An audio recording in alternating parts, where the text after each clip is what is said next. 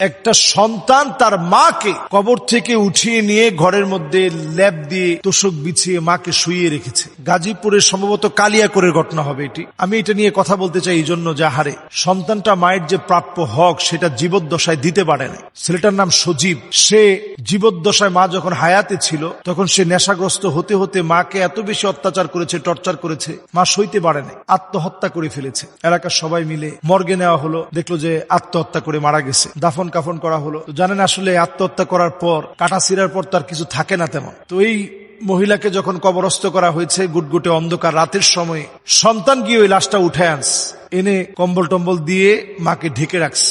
মানসিকভাবে ছেলেটা ভারসাম্যহীন হয়ে গেছে নেশা করতে করতে। তো এরপরে এলাকাবাসী এসে দেখে যে কবর খালি। ঘরের দিকে গিয়ে দেখে দরজা বন্ধ, কিন্তু গন্ধ আসতেছে। লাশের দুর্গন্ধটা প্রচন্ড দুর্গন্ধ। তো সবাই বুঝতে আর বাকি নাই, ভিতরে গিয়ে দেখে যে এরকম কাণ্ড ঘটিয়েছে। তো এলাকার লোকদেরকে সে হুমকি দিচ্ছিল যে সবাইকে মেরে ফেলবে। তার মামাকেও হুমকি দিচ্ছে যে মাকে কেন কবরে রাখলা। তা আমরা অনেক সন্তানই আছি, বাবা মার জীবদ্দশায় আমরা বাপ মাকে চিনি না।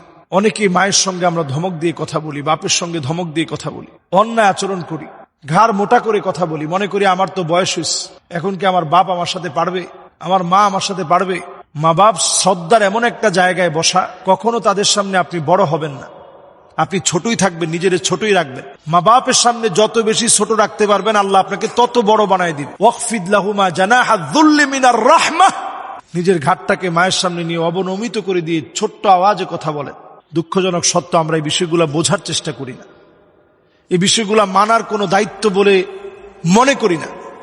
এই বিষয়গুলো আমাদের প্রত্যেকের মানার চেষ্টা করা উচিত, মানার নিয়তে শোনা উচিত, প্রত্যেকটা লোকের মানার নিয়তে শোনা উচিত।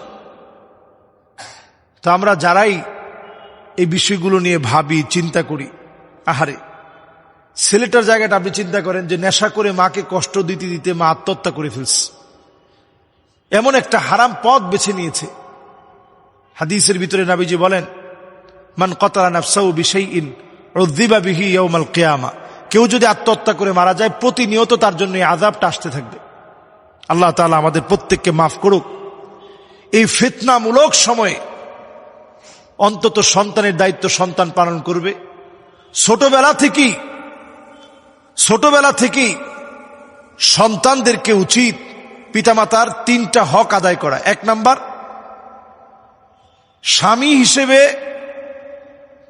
আপনি স্বামী হয়ে স্ত্রী হিসাবে যাকে বেছে নেবেন তিনি যেন নেককার হয়, এটা সন্তানের প্রথম পাওনা হক। দ্বিতীয় হকটা হচ্ছে সন্তানের সুন্দর একটা নাম রাখা।